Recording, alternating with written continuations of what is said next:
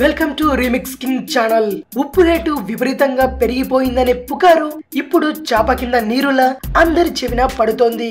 అసలు ఇది నిజమేనా లేక వట్టి పుకారా అనేది ఇప్పుడు తెలుసుకుందాం. ఢిల్లీ నగరంలో మొదట ఈ పుకారు బయటకు వచ్చిందని తెలుస్తోంది. ఉత్తరప్రదేశ్ లోని మొరాదాబాద్ వాసులను కూడా ఈ పుకారు బెంబేలెత్తించింది. దీంతో మొరాదాబాద్ వాసులు ఉప్పును కేజీలకు కేజీలు కొనుగోలు చేయడంతో అక్కడ కొద్ది గంటల్లోనే ఉప్పు అయిపోయింది.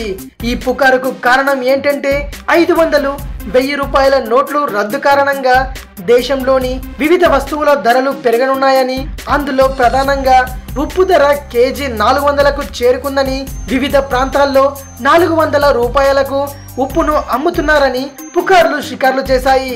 దీనితో బెంబేలెత్తిన మొరాదాబాద్ వాసులు దుకాణాలపై దండయాత్రకు దిగారు.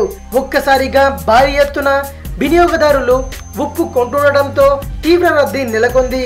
రద్దీ తట్టుకోలేక దుకాణదారులు కంగారు పడిపోయారు. కొందరు వ్యాపారులైతే దుకాణాలు కూడా మూసేసుకున్నారు. అయితే ఇవన్నీ పుకార్లని, ఈ పుకార్లను నమ్మొద్దని ప్రభుత్వం స్పష్టం చేసిన ప్రజలు మాత్రం ప్రభుత్వం మాటలు వినకుండా కేజీలకు కేజీల ఉప్పును కొనేస్తున్నారు. 500, 1000 రూపాయల నోట్ల రద్దు కారణంగా దేశంలోని వివిధ వస్తువుల ధరలు పెరగనున్నాయని నానుడి ప్రజల్లోకి వెళ్లిపోయింది. ఇప్పుడు ఈ నానుడి దేశవ్యాప్తంగా పాకింది. మరి దీని పరిణామాలు ఎలా ఉంటాయో చూడాలి. ఉప్పును సముద్రం నుండి తీస్తారని మనకు తెలిసిన విషయమే.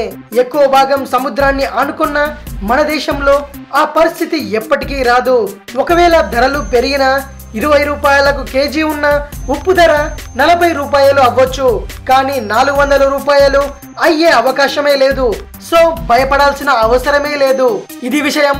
మరిన్ని ఇంట్రెస్టింగ్ వీడియోస్ కోసం రీమిక్స్ కింగ్ ఛానల్ ని సబ్స్క్రైబ్ చేయండి. మరో వీడియోతో మీ ముందుకు వస్తాను. అంతవరకు సెలవు.